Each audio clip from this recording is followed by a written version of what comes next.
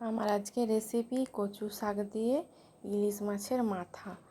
এই রেসিপিটা যে এত সুন্দর হয় খেতে তা আমি আগে জানতাম না। আগেও দু একবার খেয়েছি, কিন্তু ইলিশ মাছের মাথা দিয়ে এই প্রথমবার আমি বানাচ্ছি। তো আপনারাও এইভাবে একবার বানিয়ে দেখতে পারেন। আশা করছি আপনাদেরও খুবই ভালো লাগবে। খুবই সহজ এবং সিম্পল পদ্ধতিতে বানানো হয়, খেতে কিন্তু খুবই সুন্দর হয়, অসাধারণ হয়। আমি তো প্রথম থেকে এই একটা পদ দিয়েই পুরো ভাতটা মেখে খেয়েছিলাম, আমি আর কোনো কিছু কিন্তু নেইনি। প্রথমে কচু শাকগুলো ভালো করে কেটে ধুয়ে পরিষ্কার করে নিয়েছি, আর যেগুলো মোটা ডাঁটা ছিল এইভাবে কিন্তু আমি দুভাগ করে নিয়েছি, আর এর যে উপরের দিকে যে আঁশের মতো অংশটা থাকে সেটা কিন্তু আমি তুলে নিয়েছি। এইভাবে কিন্তু কেটে নিতে হবে, আর আঁশগুলো রেখে দিলে কিন্তু ভালো করে সেদ্ধ হবে না, সেদ্ধ হবে কিন্তু অনেকটা টাইম লাগবে। তো আমি ভালো করে ধুয়ে পরিষ্কার করে নিয়েছি, আর একটা প্লেটের মধ্যে নিয়ে নিচ্ছি ইলিশ মাছের মাথাগুলো। আমার কাছে এখানে দুটো মাথা ছিল, মানে একটাই মাথা দুভাগ করে কাটা ছিল।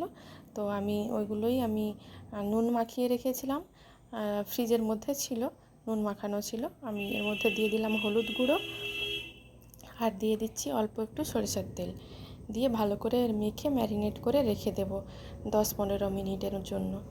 তারপরে কিন্তু আমি মাছগুলো ভেজে নেব। আমার এই রেসিপিটা যদি আপনাদের ভালো লেগে থাকে তাহলে আমার ইউটিউব চ্যানেলটি সাবস্ক্রাইব করে নেবেন, আর ফেসবুক পেজ থেকে যদি রেসিপিটা দেখেন তাহলে পেজটি ফলো করে নেবেন। আমি কড়াইতে জল বসিয়ে দিয়েছি, তারপরে জলটা ফুটতেও শুরু করে দিয়েছে। আমি ঢাকা দিয়ে কিছুক্ষণ রেখেছিলাম। ওই জলের মধ্যে কেটে রাখা ওই কচু শাকটা দিয়ে দিচ্ছি, দিয়ে বেশি না, যেহেতু আমি কচু শাকের ওই যে ডাঁটার মধ্যে আঁশগুলো থাকে, পাতলা আঁশগুলো, ওগুলো তুলে নিয়েছি, তাই কিন্তু শাকটা বেশি সেদ্ধ করার খুব একটা প্রয়োজন পড়বে না। অল্প একটু ভাপিয়ে নিলেই কিন্তু একেবারে খুব সুন্দরভাবে সেদ্ধ হয়ে যায়। তো আমি তার মধ্যে দিয়ে দিচ্ছি অল্প একটু লবণ, দিয়ে ঢাকা দিয়ে রেখে দেবো 2 থেকে 3 মিনিট মতো একটু ফুটিয়ে নেব, তাহলেই কিন্তু একেবারে সেদ্ধ হয়ে গলে গলে যাবে। দেখুন মানে কচু শাকটা কতটা পরিমাণে ছিল, আর এটা কমে গিয়ে কতটুকু পরিমাণে হয়ে গেছে, একেবারে মানে একটু হয়ে গেছে। তো আমি এটা জল থেকে ছেঁকে নেব, ছেঁকে তারপর আমি রান্নাটা শুরু করে নেব।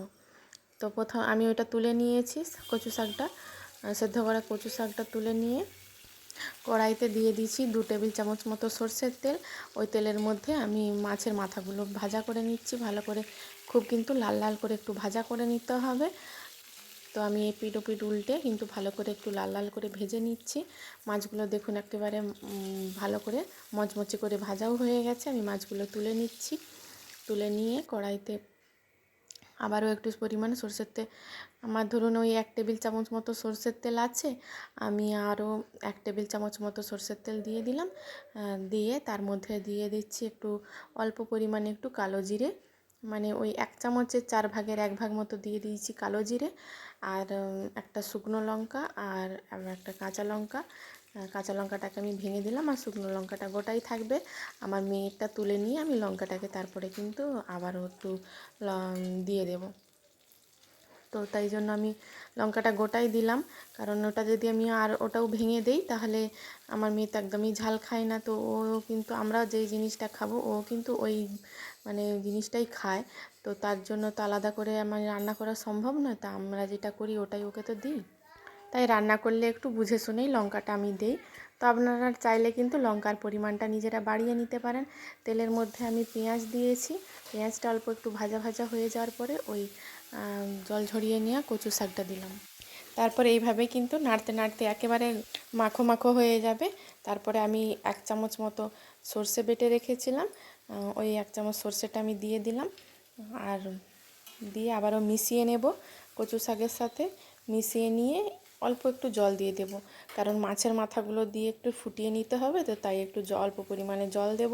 তাহলে মাছের মাথাটা দিয়ে আপনারা ফুটাতেও পারেন, তাহলে আর না হলে কিন্তু এই সময় দিয়ে একটু ভেঙে ভেঙেও দিতে পারেন, তাহলেও কিন্তু এর স্বাদটা ভালো আসে। আর আমার মনে হয় যে মাছের মাথাটা দিয়ে অল্প একটু ফুটিয়ে নিলেই কিন্তু তার টেস্টটা আরও ভালো আসবে। তাই আমি অল্প একটু জল দিয়ে মাছের মাথাটা একটু ফুটিয়ে নিয়েছি। তো দেখুন আমি ভেঙে নিয়েছি মাছের মাথাগুলো, আর একটু মিডিয়াম আঁচে 2 মিনিট মতো ফুটিয়ে নেব। ফুটিয়ে নিলেই তারপরে কিন্তু মাথাগুলো একটু নরম হয়ে যাবে, তখন কিন্তু এই শাকের সঙ্গে একেবারে মিশে যাবে, সেটা কিন্তু খেতে আরও ভালো লাগে।